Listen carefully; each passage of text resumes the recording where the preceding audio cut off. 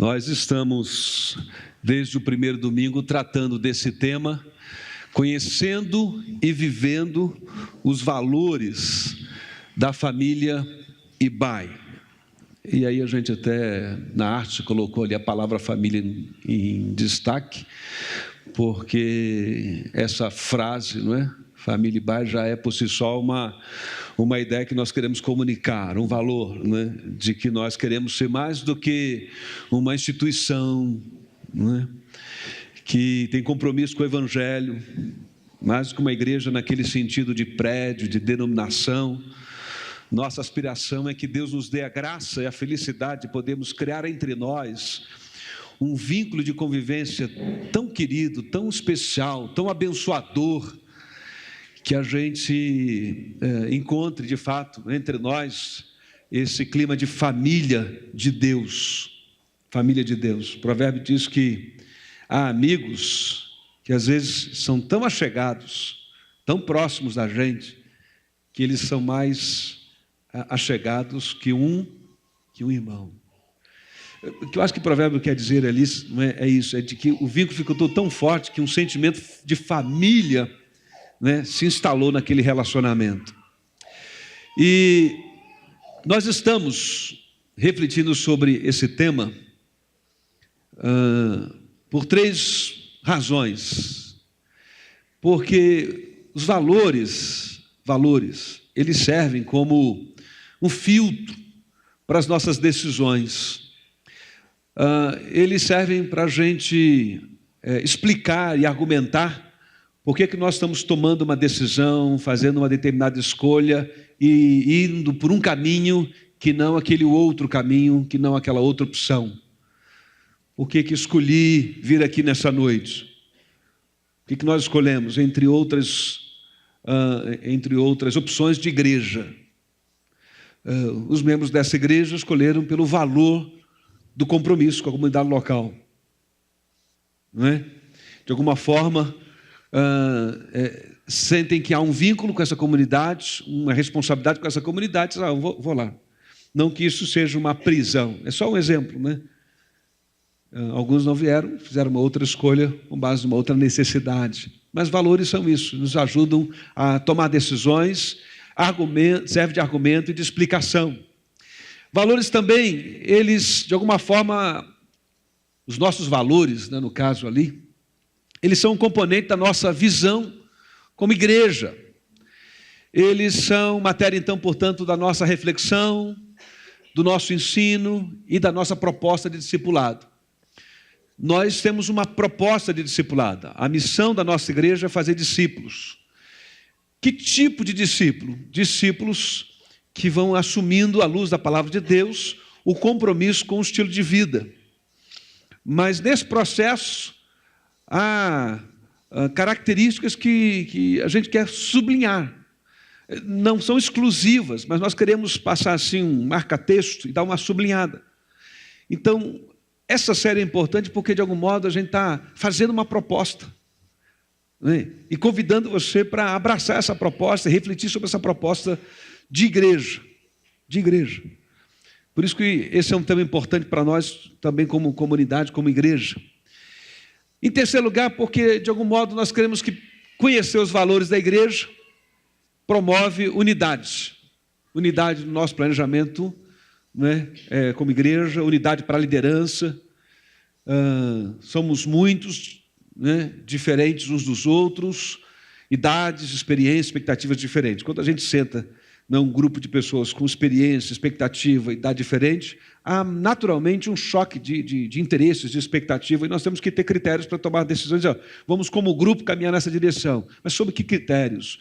Né, seja uma reunião, seja uma assembleia deliberativa, né, mas de alguma forma a gente espera que esses valores, conhecer os valores que estão embutidos na visão, na nossa proposta de igreja, nos ajude a preservar a nossa identidade.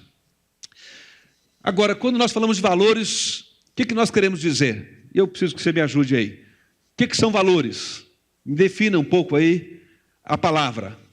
Valores são o quê?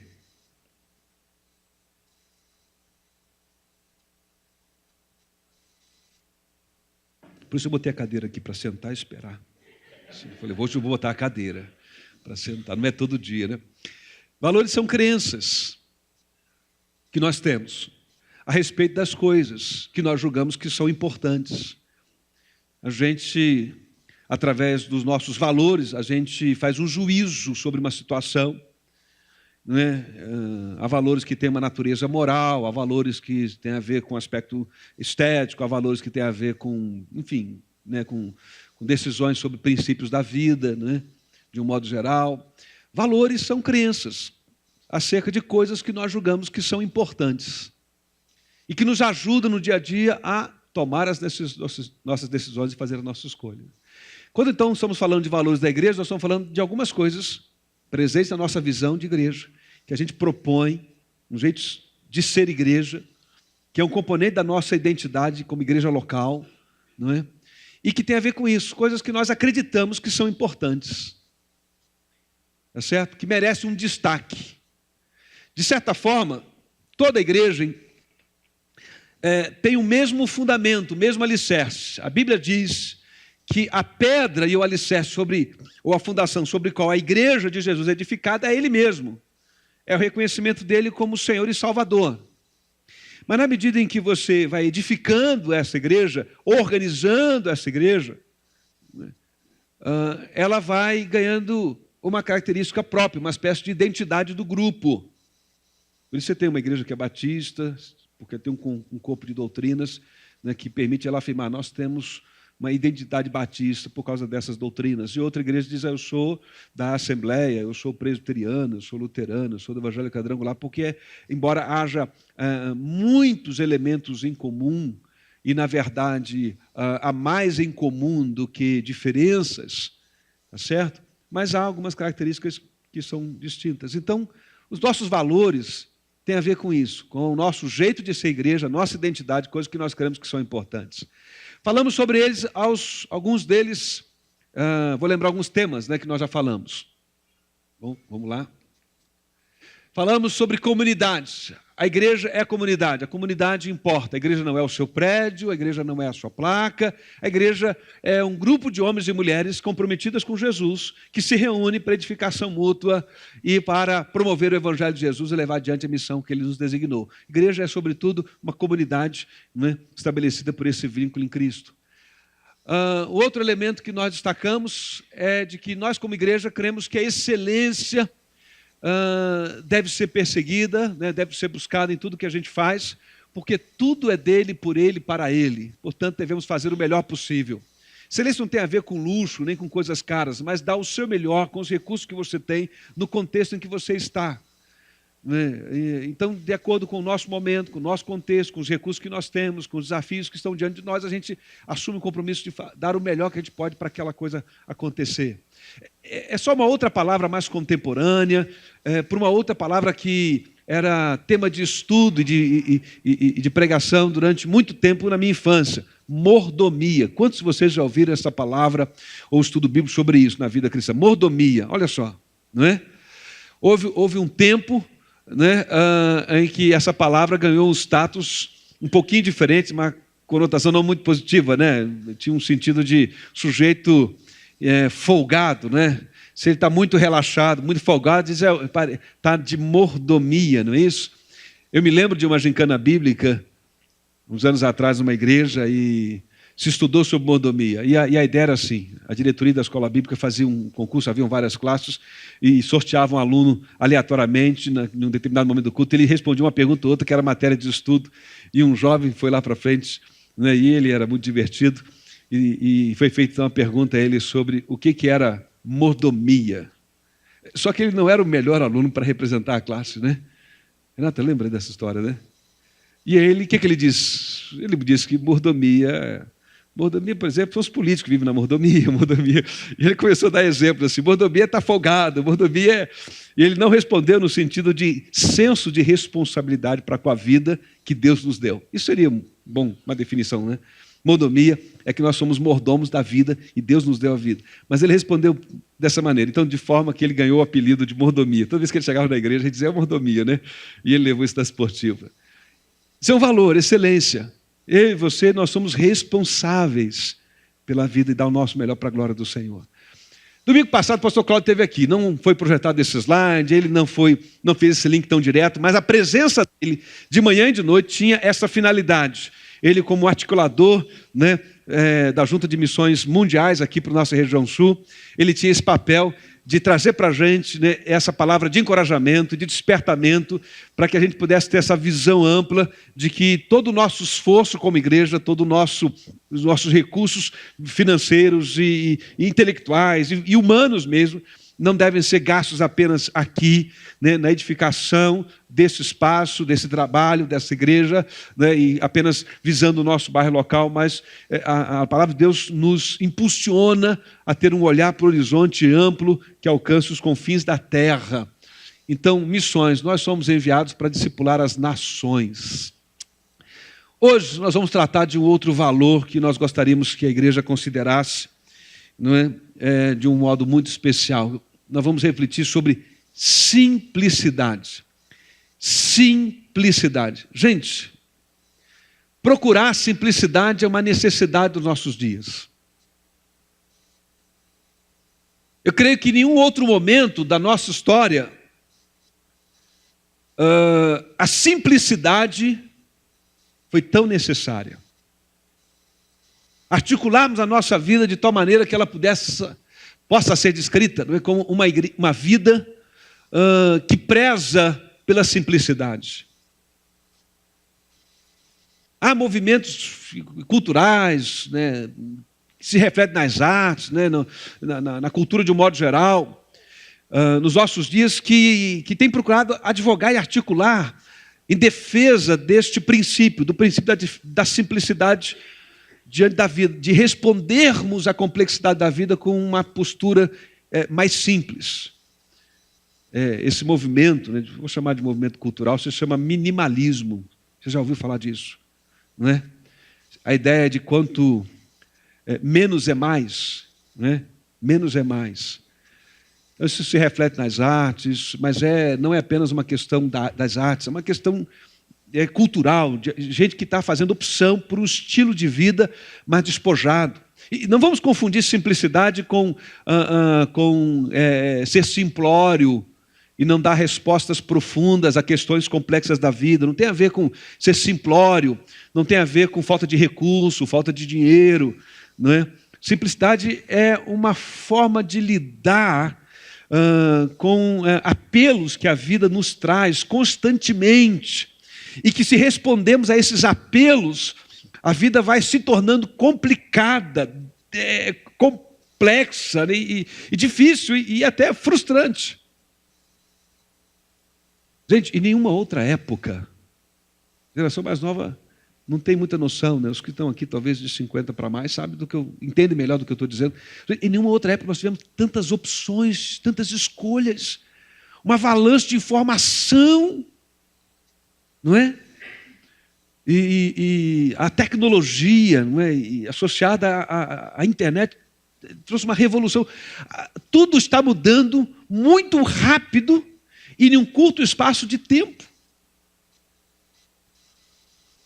Quantas vezes a gente entra na internet para fazer alguma coisa e quando vê, gastou tempo vendo um monte de outras coisas. E grupos de WhatsApp, gente? Quantos de vocês têm participado de grupos de WhatsApp aí? Todo mundo tem. Quantos estão tem grupos de WhatsApp quais participa e interage aí? Não é? Gente, não é? Eu estou em vários, alguns da igreja, outros de amizade, tem grupos de WhatsApp dos meus colegas de infância, lá do ensino médio. Alguém fez e me adicionou lá e a gente está lá junto. É mensagem, lá então é eclético, a beça tem de tudo, né?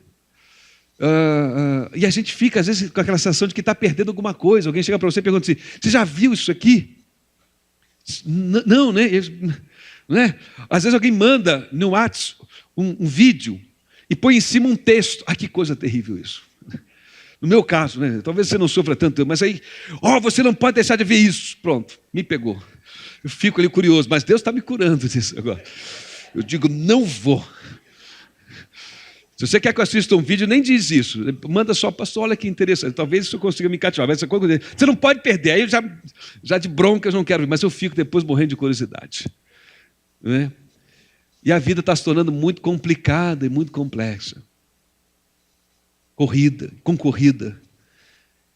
E a gente precisa refletir sobre isso, porque nós cremos, como igreja, que a simplicidade é um princípio e um valor que está presente na proposta do Evangelho.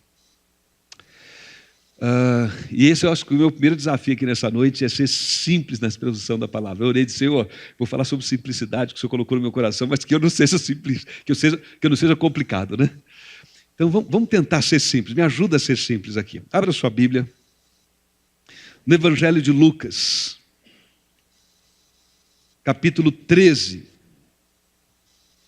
Evangelho de Lucas, capítulo 13.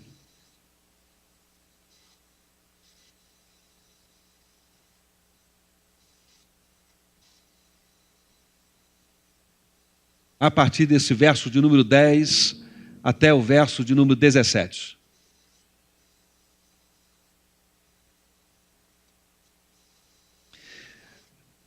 Lucas 13, de 10 a 17, a Bíblia diz assim: certo sábado, Jesus estava ensinando numa das sinagogas. E ali estava uma mulher que tinha um espírito que a mantinha doente havia 18 anos. Ela andava encurvada, de forma alguma podia endireitar-se. Ao vê-la, Jesus chamou-a à frente e lhe disse: mulher, você está livre da sua doença. Então lhe impôs as mãos e imediatamente ela se endireitou e passou a louvar a Deus. Indignado porque Jesus havia curado no sábado, o dirigente da sinagoga disse ao povo: há 6 dias em que se deve trabalhar. Venham para ser curado nesses dias, e não no sábado. O Senhor lhe respondeu: hipócritas, cada um de vocês não desamarrara no sábado o seu boi ou jumento do estábulo e o leva dali para dar-lhe água? Então essa mulher, uma filha de Abraão, a quem Satanás mantinha presa por 18 longos anos, não deveria, no dia de sábado, ser libertada daquilo que aprendia?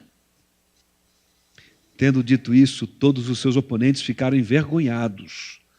Mas o povo se alegrava com todas as maravilhas que ele estava fazendo. Amém. Em 2005, faleceu uma grande referência no mundo administrativo, corporativo, quando o assunto era liderança e gestão.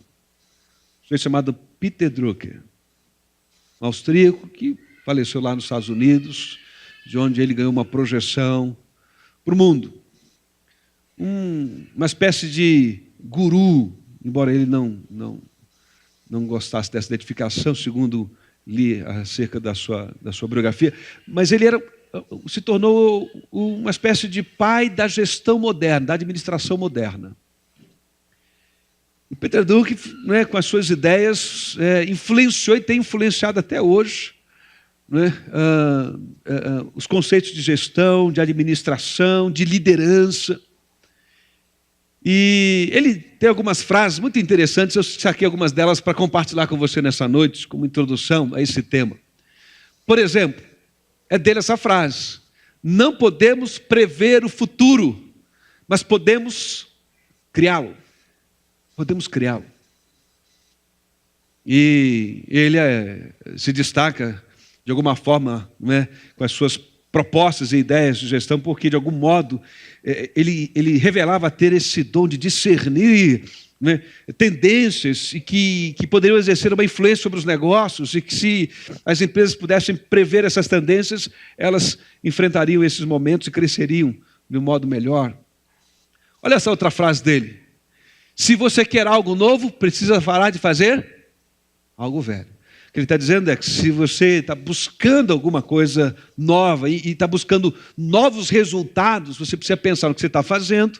E alguém já traduziu essa frase em uma outra, que se você faz as mesmas coisas sempre e espera os resultados diferentes, Isso é uma certa insanidade, né? Se você quer resultados diferentes, você tem que fazer coisas o quê? Diferentes. Olha essa outra dele aqui. Os resultados são obtidos através da exploração de quê? Oportunidades. E não pela solução de problemas. É uma inversão. A gente às vezes pensa que precisa solucionar os problemas e aí então as coisas vão melhorar para a gente. Ele diz que não basta apenas focar e solucionar problemas. Você precisa enxergar oportunidades que estão diante de você se você quiser melhores resultados. Agora essa você vai gostar. Não existe países subdesenvolvidos. O que existe? Países subadministrados. Então nós não somos um país subdesenvolvido, está certo? Segundo Peter Drucker, nosso problema não é o Brasil, é a administração do Brasil. Não é? E aí, estamos na véspera de um processo de eleição, essa é uma boa frase para você postar lá, tá certo? No Instagram, no Facebook, no WhatsApp, bota lá, Peter Drucker, não existem países subdesenvolvidos, mas países subadministrados. Agora, olha o que ele falou sobre simplicidade. Vamos ler juntos? Leia comigo para você participar.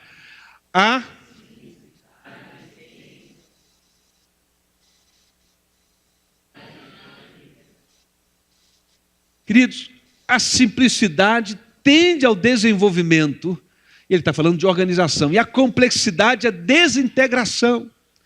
Isso é um princípio válido, gente, não apenas para a empresa, não apenas para o mundo dos negócios. Isso é um princípio válido para a vida da gente. Para a maneira como a gente administra a nossa vida. Isso é um princípio válido também para a organização da igreja. Para o modo como a gente olha para a igreja e para o nosso próprio relacionamento com Deus. Então, veja bem, esta é uma foto preciosa da nossa igreja. Estamos lá.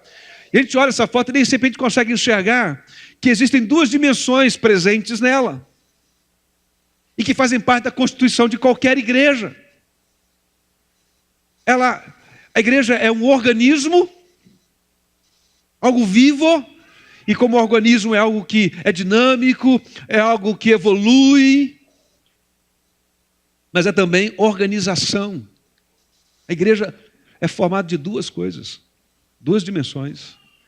É organismo, somos nós. E essa é a nossa ênfase. Quando a gente diz que comunidade é o nosso primeiro valor, o que nós queremos enfatizar?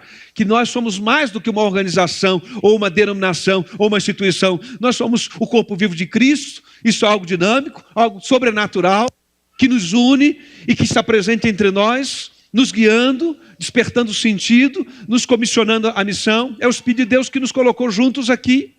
Mas quando nós nos reunimos juntos aqui, nós temos que organizar isso. Criar estruturas que nos ajudem a ter essa experiência de organização, de organismo, aliás, através da nossa organização. E aí, olha aqui para mim, nós queremos que a simplicidade, aquela da qual o Peter Drucker falou ali no slide anterior, seja um princípio, um valor de organização da nossa igreja. Por isso a gente está propondo esse tema aqui. Então lembre-se sempre disso, toda igreja é tanto organismo quanto o quê? Uma organização. O que nós queremos? Nós queremos que a organização da IBAE seja simples. Em que sentido, gente? No sentido de manter flexível, adaptável àquelas mudanças que possam ser necessárias, visando realizarmos com eficiência a nossa missão de ser e de fazer discípulos. Mas a verdade é que a gente tende para o complexo. A simplicidade precisa ser uma escolha.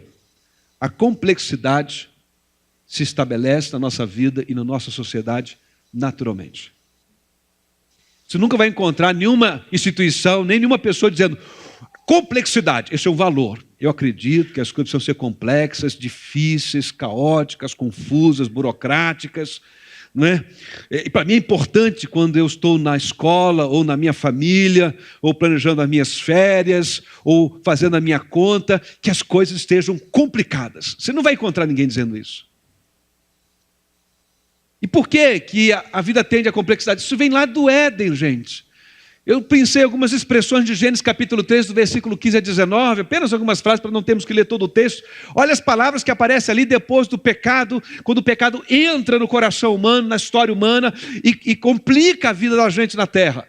Inimizade, aparece a palavra inimizades, trazendo tensões e complexidade para as relações. Aparece a palavra sofrimento, aparece a palavra para descrever o tipo de tensão conjugal que Adão e Eva desfrutariam, que eu acho que por herança todo relacionamento fraterno, conjugal ou mesmo entre amigos desfruta. Ele a dominará. O Senhor disse a Adão: Adão, a terra se tornou amaldiçoada por conta do pecado, porque vocês não confiaram em mim e não me obedeceram. Olha o que ele diz: com sofrimento você se alimentará. Porque não era assim, brotava da terra. Agora o que ele tem que fazer? A terra produz espinhos, ervas daninhas, e ele tem que desenvolver uma ciência de agricultura para poder colher. Por isso, do suor do seu rosto comerá o seu. Não era assim antes. Então veja bem, o pecado que afeta todos nós, segundo a Bíblia, é que trouxe, em boa parte, se não completamente, a complexidade para a vida. Mas o Evangelho de Jesus é um convite a gente a abraçar de maneira intencional a simplicidade. De alguma forma, o que nós temos feito ao longo de toda a nossa vida? Veja, esqueça Peter Drucker por um instante. Vamos olhar para nós, para a nossa história de vida. O que nós estamos tentando fazer o tempo todo? É organizar a nossa vida, as nossas emoções, as nossas finanças, os nossos relacionamentos, o nosso tempo, a nossa carreira, os nossos projetos de vida e família. O tempo todo estamos tentando fazer isso. E parece que a gente luta, às vezes, com tensões enormes contrárias a tudo isso. Às vezes, a gente tem dificuldade com alguém com quem nós nos relacionamos e que não compartilha desse espírito organizado. Às vezes, nós temos dificuldades porque nós não conseguimos manter um compromisso de organização pessoal. E, às vezes, nós temos que lidar, preste atenção nisso, com gente que vai para o outro extremo. É tão organizado, que sufoca tudo a si e à sua volta. Por excesso de organização. Vem daí. De certa forma, a busca pela simplicidade, eu acho que é como se houvesse no coração da gente o desejo de voltar àqueles dias lá do Éden, antes do pecado, em que a vida era mais simples. É a relação com Deus muito mais simples.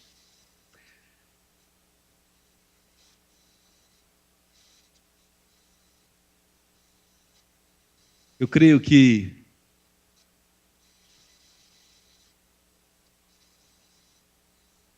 é essa ideia que está presente nessa expressão do apóstolo Paulo.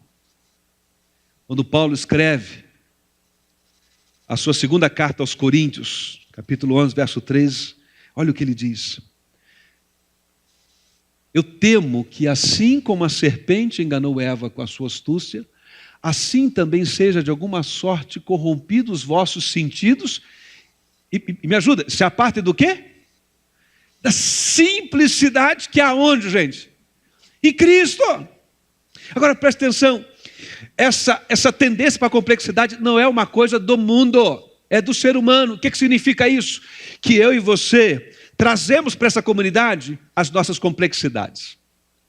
Trazemos para a nossa comunidade, às vezes, essa tendência, de alguma forma, para complicar as coisas. Por isso a gente vem aqui numa noite como essa e diz: gente, simplicidade é um princípio nessa comunidade. Nós queremos perseguir, nós queremos que isso seja um valor para nós. Quando nós estivermos diante de uma decisão, diante de um desafio, quando planejarmos uma organização, quando elaborarmos o nosso calendário, a nossa agenda, nós queremos que tudo o que viermos a fazer possa cumprir a missão de sermos discípulos e fazermos discípulos, mas de um jeito como? Simples. De um jeito simples. E Paulo escreve aos Coríntios e diz: eu tenho receio, vocês da igreja de Corinto. E podemos citar outros exemplos do Novo Testamento, outras igrejas. Mas, gente, você que ainda não conhece, deixa eu dizer, a igreja em Corinto era uma igreja complicadíssima. O culto deles era um culto complicado. Paulo escreve: gente, o culto de vocês está muito desorganizado. Um tem salmo, um tem doutrina, um tem revelação, um tem profecia. Todo mundo quer fazer, todo mundo quer falar, todo mundo, entende? E ele diz: não deve ser assim. Vamos estabelecer uma ordem, uma sequência. Paulo começa a propor uma organização, e uma organização simples. Simples. Olha o que ele diz. Olha, quando alguém falar, os outros ficam quietos. Que isso? E quando o outro levantava a falar, quem estava falando faz o quê? Fica quieto e senta. Isso é difícil, gente. É simples. E ele escreve então para essa igreja e diz, gente, eu estou com receio. Já é a segunda carta que ele escreve. Ele amava essa igreja era fruto dele. Querido, o evangelho é um convite à simplicidade. E de certa forma, nesse sentido, queridos, agora voltando para o nosso precioso texto, é nesse sentido que Jesus aqui confronta, conforme lemos em Lucas, as pessoas que estavam na sinagoga ali naquele dia e que reagiram ao milagre que aconteceu. Então, se você fechou a sua Bíblia, abra de novo ou acesse ela de novo aí. O que nós temos nesse texto, gente? Jesus está numa sinagoga. É em um determinado dia. Que dia é esse que ele está lá? Sábado. Esse é o dia de reunir na sinagoga. Igual o domingo, a gente tradicionalmente observa o domingo como o dia da igreja reunida. Lá está ele na sinagoga, e eu vou usar uma linguagem contemporânea, né, próxima do nosso contexto aqui. O culto está acontecendo, e há uma mulher ali, enferma e oprimida, sua doença tem um fundo que ele associa a uma opressão espiritual. Bom, não vamos entrar nesse mérito agora, mas o fato é que ele cura aquela mulher, 18 anos. E ela está feliz, está louvando a Deus, diz o texto, não é? Deixa eu pôr aqui meu óculos para enxergar de novo. Ela é agraciada. Versículo 13, então lhe impôs as mãos, imediatamente ela se endireitou e passou ao quê? A louvar a Deus. 18 anos, gente. 18 anos encurvada, 18 anos infeliz, 18 anos sofrendo. E agora, diante do Senhor Jesus, a graça de Deus a visita de um modo especial, e ela é curada naquele sábado, naquela comunidade reunida na sinagoga. E ela está feliz. E aí, de repente, um pessoal que certamente já vem nutrindo no coração um desconforto, né, com a fala de Jesus, com a popularidade de Jesus, resistindo certamente a reconhecê-lo como o Messias e o Senhor. É só mais a gota que faltava para essa relação começar a ficar mais complicada. E eles começam a se queixar, diz o texto. E aí, olha que coisa, pega o microfone, alguém pega o microfone e diz assim, queria dar um recado aqui nessa noite. Pessoal que quer cura divina tem que vir de segunda a sexta, que é o dia que a gente trabalha com esse negócio, entendeu? Sábado, domingo é sábado é outro esquema aqui. Sábado não é dia de cura. Sábado é dia de libertação. Sábado é dia só de estudo aqui na sinagoga. A gente vai estudar, vai ler o texto, vai cantar as músicas, tá certo? Mas o culto da libertação e da cura acontece durante a semana. E Jesus diz, eu não entendo isso. Que estrutura é essa? Que organização é essa? Que não privilegia a vida, que não celebra a vida e a obra de Deus na vida das pessoas, mas que cria obstáculos, que cria barreira, que cria impedimento, que cria embaraço. É isso que ele está dizendo. E aí ele os confronta de maneira muito dura. Ele diz, mas hoje, vocês pegam o animal de vocês, cuidam dele, dá aguinha para eles, cheio de zelo com os animais de vocês, com o boi que vocês têm lá no estábulo. Mas a vida humana é desprezada por vocês, pela estrutura que vocês criaram. De alguma forma é um choque de estrutura. Os fariseus desenvolveram uma estrutura complexada. Você deve saber, se não sabe, vou tentar explicar rapidamente, que o sábado, por conta da lei de Moisés, dada por Deus, foi considerado um dia tão especial que ninguém podia trabalhar nesse dia. De algum modo, o ato da cura daquela mulher é interpretada nas minúcias da lei, porque o que os escribas e os fariseus vieram fazendo ao longo do tempo? Tão preocupados em não violar o sábado, foram criando um monte de regrinha. E foi tornando cada vez mais complicado. Em Mateus, se não me falha a memória, 23, o Senhor diz que eles atam fardo pesado sobre as costas agora dos fiéis, que eles mesmos, as autoridades religiosas, eles não carregam, mas estão atando fardos pesados sobre o ombro do pessoal. Porque eles foram num zelo excessivo. Nesse caso aqui não é nem falta de organização, é uma organização excessiva, né? Criaram uma burocracia para alguém ser abençoado por Deus. E nesse texto Jesus está contestando isso, dizendo que a vida tem que voltar a ser o centro das atenções, e a graça de Deus, para a glória dele, tem que voltar a ser o centro das atenções, da finalidade daquela reunião, daquele lugar. Gente, olha aqui para mim, presta atenção. Mas não vamos pensar que nós somos melhores que eles, não. Seria um grande erro achar que se eu não vigiar o meu coração, que eu não preciso, melhor dizendo, seria um grande erro eu achar que não precise vigiar o meu coração.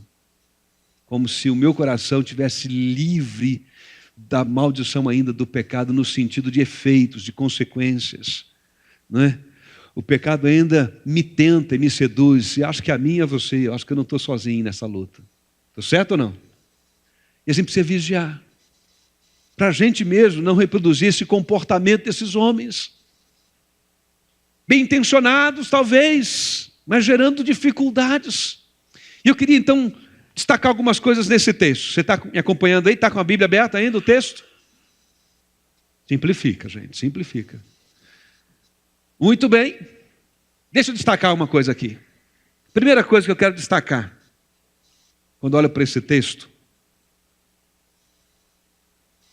é que a simplicidade é um convite, eu acho, para o uso melhor do nosso tempo. E para mantermos o foco no que realmente importa.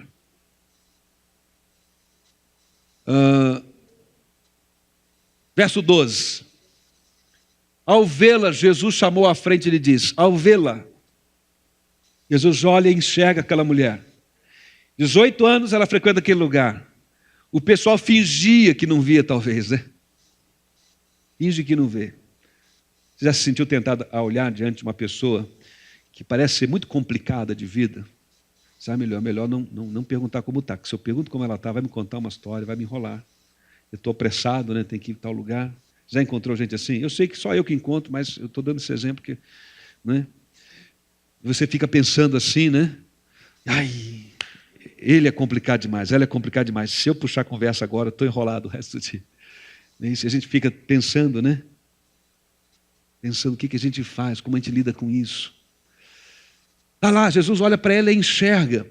Verso 13, impõe as mãos e ela imediatamente se endireita, passa a louvar a Deus. Aí o verso 14, estão indignados porque Jesus havia curado no sábado. Não é? E aí eles dizem, você tem 6 dias para trabalhar, estão preocupados aí de terem violado esse sábado, não estão celebrando o que Deus está fazendo. E aí, verso 15, o Senhor diz, são hipócritas. Cada um de vocês não desamarra no sábado o seu boi. Verso 15, que eu estou lendo agora. Cada um de vocês não desamarra no sábado o seu boi, o jumento do estábulo e o leva ali para dar água. Quer dizer, eles gastam tempo com o boi, e Jesus não está dizendo que está errado em gastar tempo com esse animal, com o boi. Não está errado. Ele está dizendo, só que, veja bem, diz, está invertida a ordem do uso do tempo, das prioridades, do que é mais importante. É como se ele dissesse, vocês estão cheios de zelos com esse animal, que é importante para a vida de vocês, mas não estão botando as coisas no seu devido lugar. A vida é mais importante, a cura dessa mulher é mais importante, a experiência da graça de Deus sobre a vida dela conta mais do que o seu boi. É como se ele dissesse, você pode ser zeloso com o seu animal de estimação, ou com o seu animal que é fonte de renda para você, o seu trabalho, mas isso não pode ser mais importante do que servir de bênção, socorrer, abençoar pessoas que estão diante de você. Amém? Então eu aprendo que a simplicidade é uma forma da gente usar melhor o nosso tempo, né? E manter o foco no que realmente importa. Quando a gente fala sobre simplicidade na igreja, a gente, por exemplo, a gente tem procurado manter a nossa estrutura de atividade, de organização simples, né? Isso significa adaptável, né, à dinâmica da vida dos que compõem essa comunidade. Então a gente toma cuidado para não sobrecarregar a agenda, não criar muitos ministérios diversos, né? A gente tem tentado estabelecer alguns eventos como principais importantes e tentar equacionar tudo ali, não é? Pelo menos dentro do nosso tamanho como igreja nesse momento. Mas a ideia não é liberar a gente para a agenda, né, para a gente ter mais tempo para ir dar a volta no shopping e gastar o dinheiro que não tem. A ideia é usar o tempo que a gente tem e de envolvimento com a igreja para fazermos mais com menos. Amém? Mais com menos. Então esta é a ideia. E aí, olha o que Paulo diz aqui. Quando escreve a sua primeira carta aos Coríntios. Vamos ler junto, leia junto comigo. Vamos lá, firme. Pois...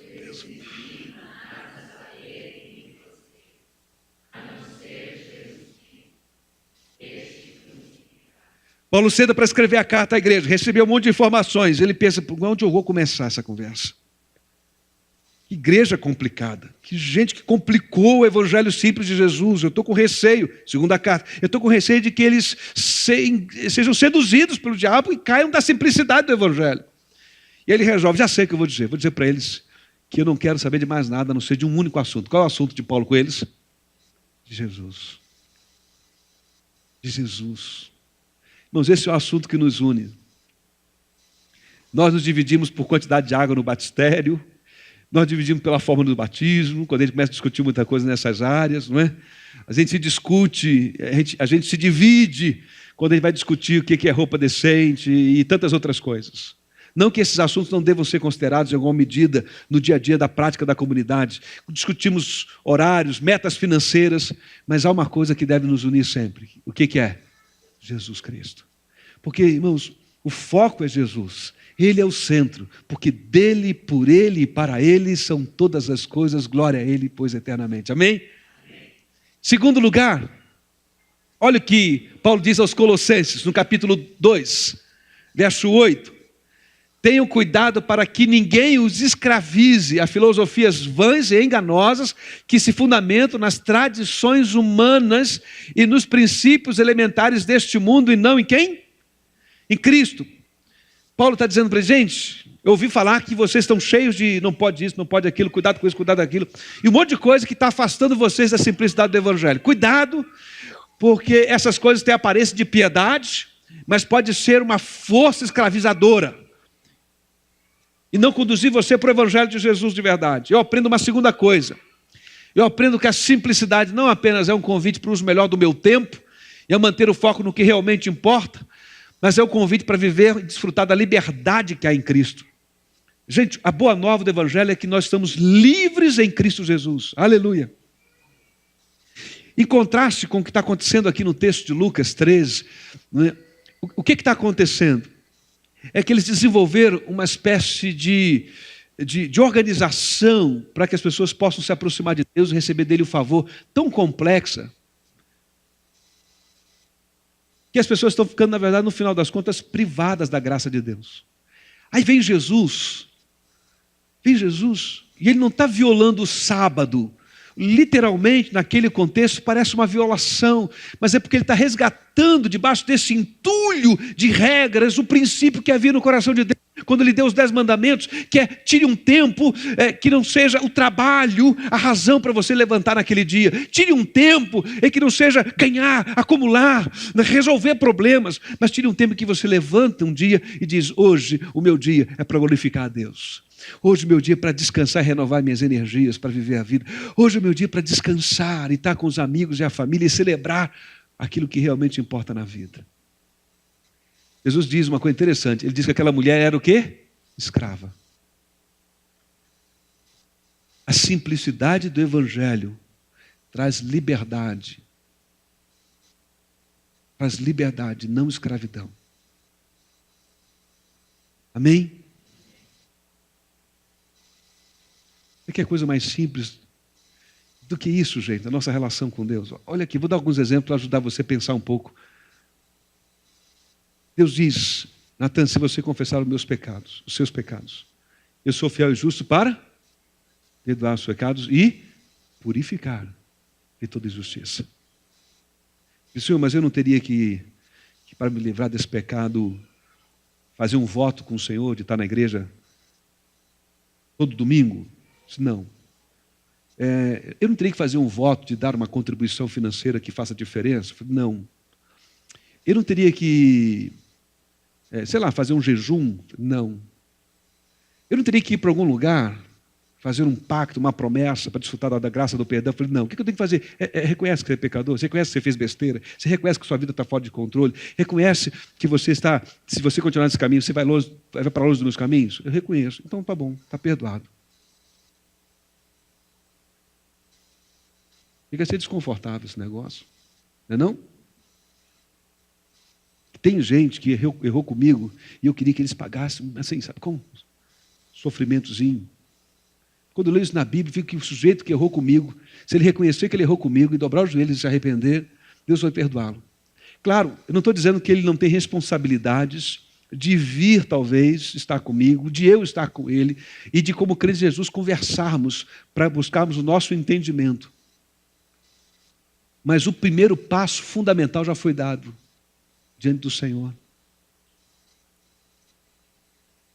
Não é desconfortável saber que alguém pode viver a vida inteira desregrado e no último suspiro cair em si? Não estou falando de uma falsa conversão, nem do faz de conta, mas alguém no último suspiro cair em si, depois de sei lá quantos anos de vida desregrada, de ter tacado pedra na igreja, dizer, Senhor, eu vivi a minha vida inteira fazendo besteira, tem misericórdia de mim. E essa pessoa vai ouvir do Senhor Jesus, filho, está perdoado teu pecado, hoje mesmo estará comigo no paraíso. Isso é chocante. Mas isso é o quê? É simples. A graça é simples.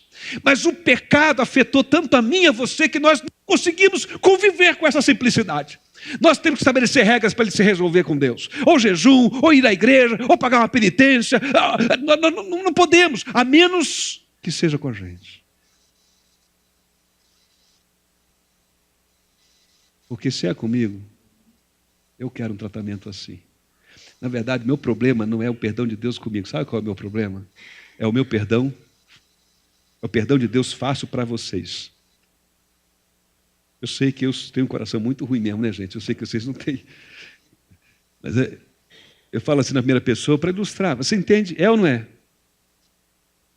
Lá está aquela mulher, liberta por Jesus, de 18 anos de cativeiro. E as pessoas estão dizendo que ela quebrou a regra, que Jesus quebrou a regra, que o dia da cura divina é de segunda a sexta. Que sábado Deus não faz cura divina. Gente, que coisa simples. Senhor, onde eu vou te adorar? Onde é que o Senhor está hoje, Senhor? Manifestação do seu poder, me diz. O Senhor está fechado com o Edir Macedo na Universal? Ou o Senhor está fechado com Augusto Nicodemo da Presbiteriana? Ou o teu negócio é com o Pascoal Piragini na Primeira Igreja? Ou será que é o Silas Malafaia que é o teu melhor representante?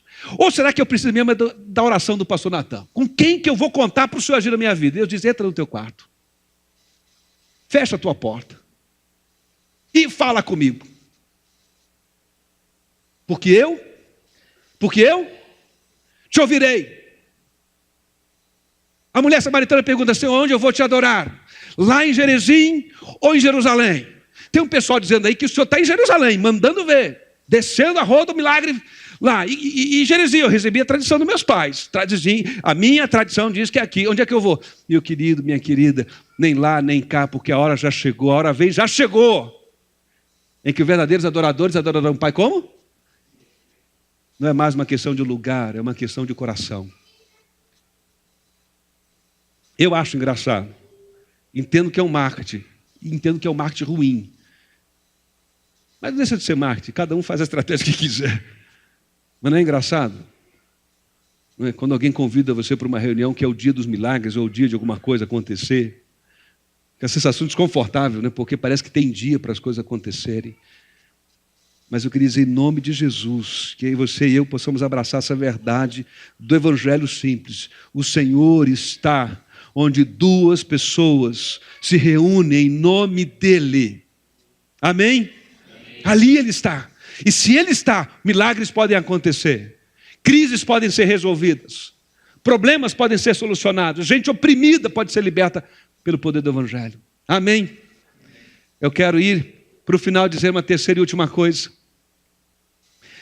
A simplicidade é um convite para valorizarmos a vida. Eu Eu aprendi isso de alguma forma nesse texto que lemos de Lucas 13, especialmente quando eu olho para o verso 12 e 13. Ao vê-la, Jesus chamou à frente e disse: mulher, você está livre da sua doença.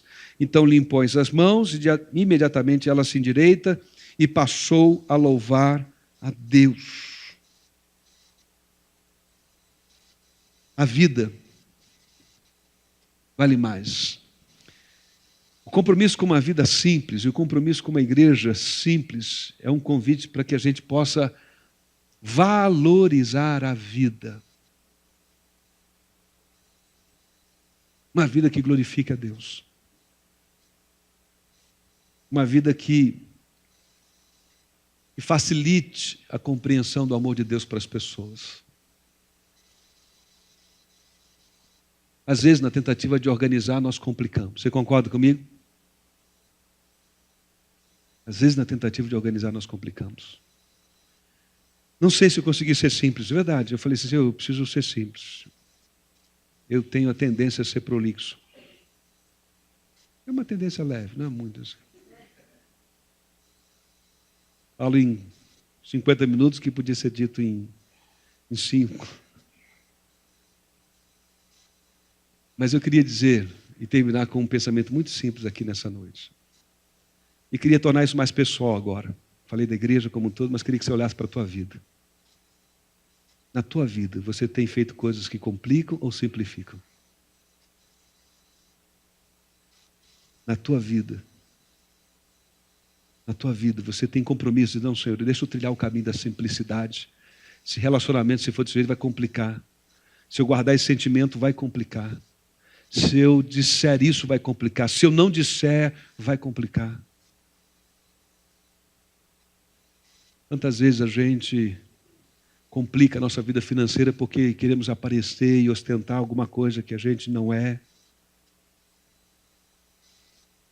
Quanto dinheiro a gente gasta além daquilo que deveríamos gastar e complicamos a nossa vida porque resolvemos que tínhamos que ter determinadas coisas. Nós vivemos uma cultura de consumo, gente, muito grande. Tenho pensado muito nisso. Nós vivemos uma cultura de consumo muito grande. E a gente acumula um monte de trabalho. Quantos de nós? Não precisa responder, não. Não vou abrir o confessionário, não, como diz um pastor. Mas olha para você. Quantos de nós temos em casa tantas coisas que poderiam agora mesmo ser arrumadas e jogadas fora? Mas nós vamos guardando, não é isso? Vamos guardando. Eu ouvi alguém comentar e ri muito, né?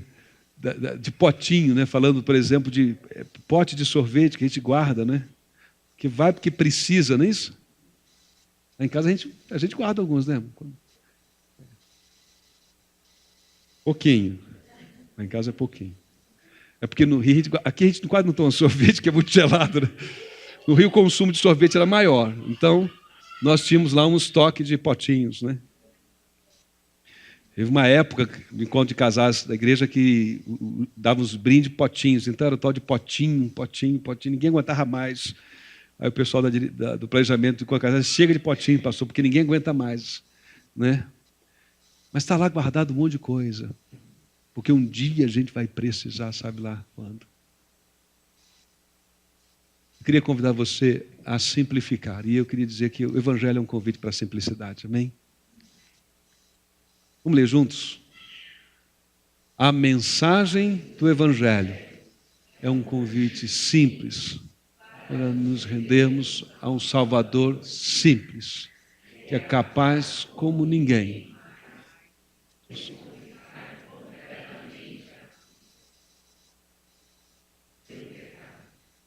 Eu confesso que fiz essa frase assim de propósito, quase um trocadilho, né? O convite do Evangelho, gente, é um convite simples. Qual é o convite? Venha a mim. Todos que estáis cansados e sobrecarregados, eu vos aliviarei. Ah, queridos, vamos vigiar o nosso coração. Vamos nos vigiar como igreja de Jesus, para a gente não atar peso a esse Evangelho e a esse convite que é para descansarmos. E vamos começar fazendo isso com a nossa vida. Queria dizer para você que não importa em que momento você esteja da sua vida, se você reconhece que há áreas que estão complicadas, que há dimensões que estão complicadas, Eu queria, em nome de Jesus, convidar você a orar e a refletir sobre como você pode fazer com a direção e a sabedoria do Senhor para que essas coisas sejam descomplicadas para a glória do nome dEle. Amém? Convido os músicos para virem aqui. E queria cantar essa última canção com você antes de encerrarmos o nosso culto. E essa é uma canção bonita porque fala da graça de Deus. Da graça de Deus em Cristo Jesus.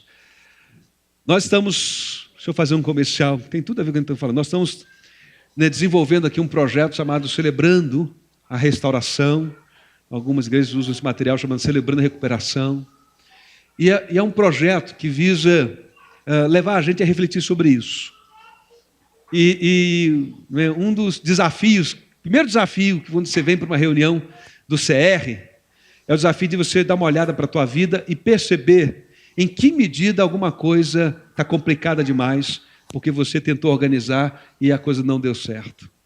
Todos nós temos, em maior ou menor grau, algumas coisas que têm mais repercussão, algumas coisas são mais singelas, a gente vai convivendo com aquilo, mas a grande proposta do CR é, de alguma forma, levar a gente a perceber a graça do Evangelho de Cristo e assumimos um compromisso diário com um estilo de vida simples em Cristo Jesus. Vamos pensar sobre isso antes de orarmos, enquanto nós cantamos essa canção. Eu gostaria de orar nesse último momento e queria dar uma oportunidade, se alguém gostaria de ser acolhido pela igreja em oração. Eu não sei se alguém aqui, todo mundo tem sua dificuldade, né? Sua luta, mas talvez haja aqui entre nós hoje alguém que esteja vivendo uma luta muito grande numa questão da sua vida.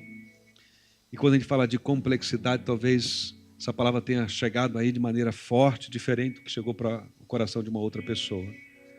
E é com você então que eu estou falando. Você que de alguma forma reconhece assim, olha, eu acho que tem uma coisa na minha vida aqui muito complicada, eu preciso dar uma atenção a isso.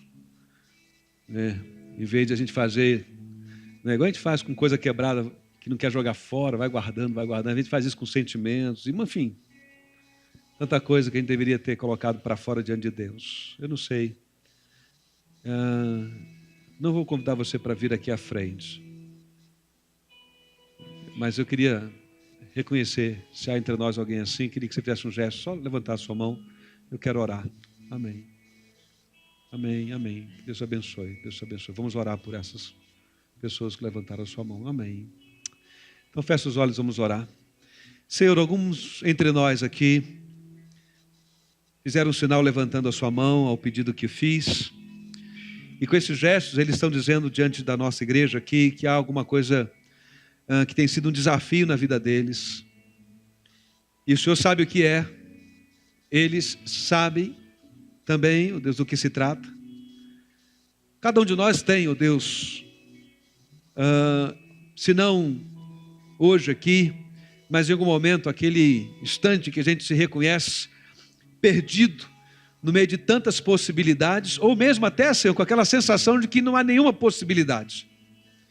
Eu não sei como esses irmãos queridos e essas irmãs que levantaram suas mãos estão se sentindo quanto a isso.